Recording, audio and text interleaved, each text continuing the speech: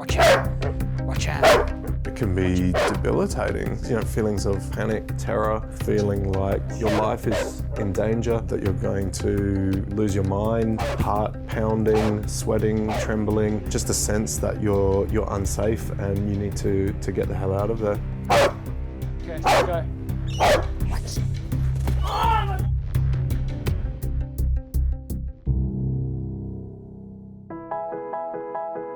Bulldogs, beagles, border collies and all the breeds in between. There's an expectation we should all love dogs because why wouldn't we? To most, they're adorable. But what if canines bring you nothing but paralysing dread? It's called cynophobia, a persistent, debilitating condition caused by an extreme fear of dogs. And it's way more common than you'd expect, affecting at least 1 in 20 people. It's one of those silent phobias that we don't talk about in Australia. I think we have a bit of a she'll be right culture. We're only just starting to step into the right direction, acknowledging that mental health problems really exist in this country. This is a relatively specific one, and with an animal that really is an icon. It's almost like saying you're scared of kangaroos or koalas. People would think it's bullshit. But it's not. It's not. No, it really exists. Drop. On your side. Ryan Tate is a leading animal trainer. He's disciplined everything from birds to sharks, but dogs are his passion. Anthony Berwick is a dog obedience expert. He's also one of the world's only psychologists specialising in cynophobia.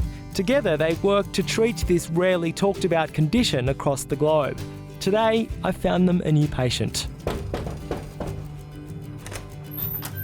Hi, Patrick.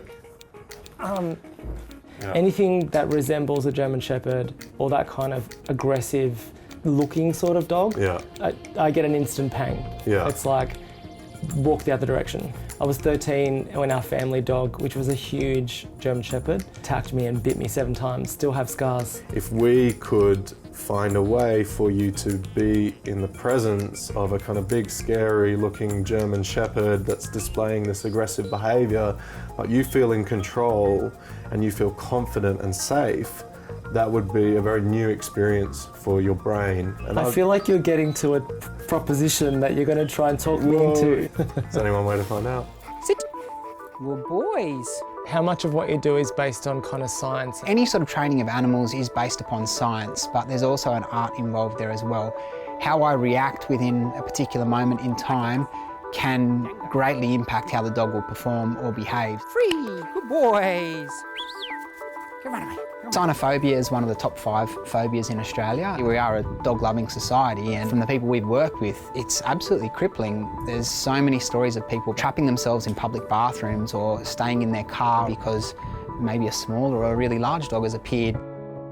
Our boy Max had cynophobia, very bad fear of dogs, loved the idea of dogs, but just couldn't really be near one. And we don't know where it came from. He's never been attacked or bitten. And a boy and his dog is a special friendship, right? You've had a bad day, you go and play with your dog and cuddle your dog, and dog's going to love you regardless whatever else is going on in your life, and I didn't want him to miss out on that.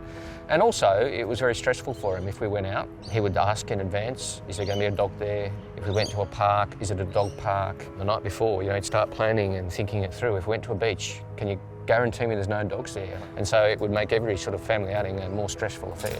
After a while, it just got pretty bad that I couldn't even walk outside. So Dad offered to take me to a psychologist. We were there for about 6 months. Nothing happened, nothing changed. If anything, it actually got worse when we found Anthony. So I think it took 6 weeks, and now I'm done with it. Everybody I've come across, they always say, dogs, they're so cute, why would you hate them? And then I have to explain, I don't hate dogs, it's a real phobia, and I've had it for as long as I remember, and I'm trying very hard to deal with it right now. How far are you into overcoming that fear? Because coming here today is a really big deal for you, right? It is, yes. So I need to know where the dogs are at all times. I can't just sort of relax and just walk along. I would say I've come a long way. I still have quite a bit to go. Like Menaka, I want to rid myself of this phobia for good. So after a bit more chatting with Anthony, he says it's time to face the fear head on. And after the next couple of hours, I should feel less fear. Stage 1, get closer to dog. Nice a smile! You ready? Yep. Oh my God! Okay. He's very close to my hand. Stage 2, let dog bite me. Ready? Oh, I feel like it's gonna rip my head off. Oh my God. Leave. Whoa, that was super intense. Wow, my heart is flying. Stage 3, let dog come at me with vicious intent. I think we should do it before I change my mind. Let's Let's do go. it. Okay, go. Oh boy! Okay. Out! You did great. How are you feeling? I'm still shaking. Yeah, I can see. Mate, you did brilliantly. I thought no way would you get to the stage of the jacket, particularly after seeing you in stage 1 playing with a tug toy with Anthony.